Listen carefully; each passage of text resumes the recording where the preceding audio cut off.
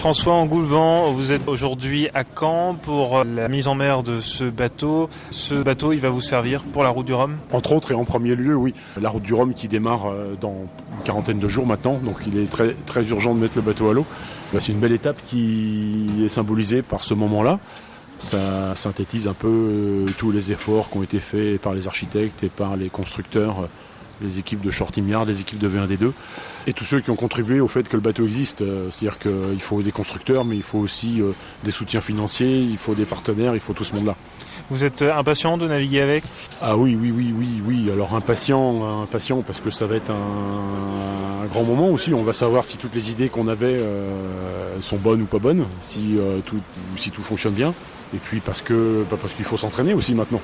Donc doublement impatient, oui. Où allez-vous vous entraîner ? Un petit peu devant Caen, au large de Ouistreham, mais ce sera un entraînement plus technique. Là, c'est vérifier que tout fonctionne, vérifier qu'il n'y a pas de problème technique particulier. Et puis après, j'ai une qualification à faire de 1000 milles nautiques, c'est-à-dire que ça va me faire une grande boucle, sortie de la Manche, descendre vers l'Espagne et remonter.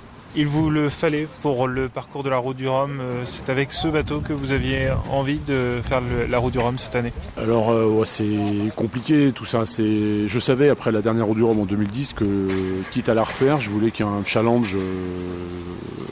Je voulais pas refaire une route du Rhum juste pour faire une transat de plus. Donc l'idée c'était d'avoir un bateau qui synthétise toute l'expérience acquise sur le précédent. Et voilà, c'est celui-là. Le Normand, Marc Lepecqueux, a un bateau du même type. Quel est l'intérêt d'un tel bateau ? Quelles sont ses particularités ? Il en a plusieurs. Alors par rapport, aussi bien lui que moi, on était sur des bateaux de toute première génération, donc complètement dépassés sur le plan sportif. Le premier intérêt de ce bateau-là, c'est qu'on se remet dans le match par rapport à tous nos concurrents, tous nos sportifs. Et a priori, on veut même un peu plus loin. La tendance est à avoir des coques de plus en plus puissantes en termes de forme, en termes de stabilité. Et on est dans cette logique-là. Donc on a un bateau qui est extrêmement puissant pour aller plus vite à certaines allures de vent. Donc le premier intérêt, il est là. Le projet, le vôtre en tout cas, il remonte à 2012 et c'est un projet multiterritorial, notamment conçu dans la Sarthe et puis surtout construit à Caen. Alors il est multiterritoire parce que moi je suis installé à côté du Mans, je travaille au Mans, l'équipe architecturale, elle est encore plus que ça, elle est même internationale parce que François Rougier habite à Caen, juste à côté. Mais Olivier Gouard, ils sont associés tous les deux, est au Sri Lanka, donc on fait le grand écart là. La conception est aussi sartoise parce que derrière ces deux architectes, il y a toute une école d'ingénieurs qui travaille en partenariat avec eux, qui s'appelle l'ISMAN, une école où je travaille et qui elle est en Sarthe. On a un certain nombre de fournisseurs qui sont sartois.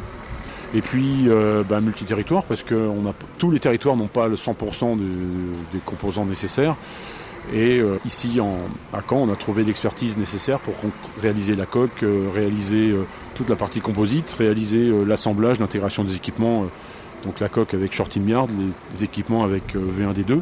Et c'est l'association et la mutualisation de toutes ces compétences, au-delà des territoires, qui a permis de sortir ce joli bateau et dont on attend beaucoup maintenant pour la suite. Dans une quarantaine de jours, la route du Rhum, le parcours vous plaît ? Le parcours est plaisant, il est un peu mythique, je pense que c'est aussi ce qui fait le succès de cette course.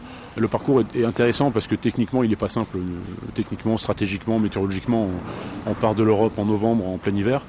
Donc la sortie de la Manche, le golfe de Gascogne en plein hiver. Ensuite, il y a une période de transition météorologique au niveau des Açores qui n'est pas toujours simple. Et on arrive après dans des alizés qui ne sont pas encore vraiment en place.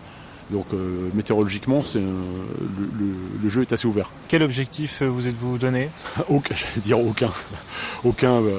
Sportivement, aucun. Mon objectif, c'est d'arriver au bout. Et clairement, j'ai un niveau d'entraînement et un temps d'entraînement qui fait que je ne peux pas prétendre à un classement sportif. Il va falloir. J'ai aucune idée du mode d'emploi du bateau, j'ai aucune idée de tout ça. Je vais apprendre à l'utiliser et puis on verra ce que ça donne à l'arrivée. Ce sera aussi un test avec l'idée que la route du Rhum ne sera sans doute pas la seule à avoir recours à ce bateau. L'idée derrière, c'est de montrer à toutes les personnes potentiellement intéressées que ce bateau-là est performant, qu'il a un potentiel pour ceux qui voudraient faire de la course au large, pour ceux aussi qui veulent un bateau ultra rapide pour faire une forme de croisière sportive, pour faire d'autres formes de régate que de la course au large. Et derrière, il y a un projet économique. C'est-à-dire que moi, la route du Rhum sert de vitrine pour ce bateau-là. L'idée, c'est de le commercialiser en petite série pour la suite. François Engoulevent, merci. Merci à vous.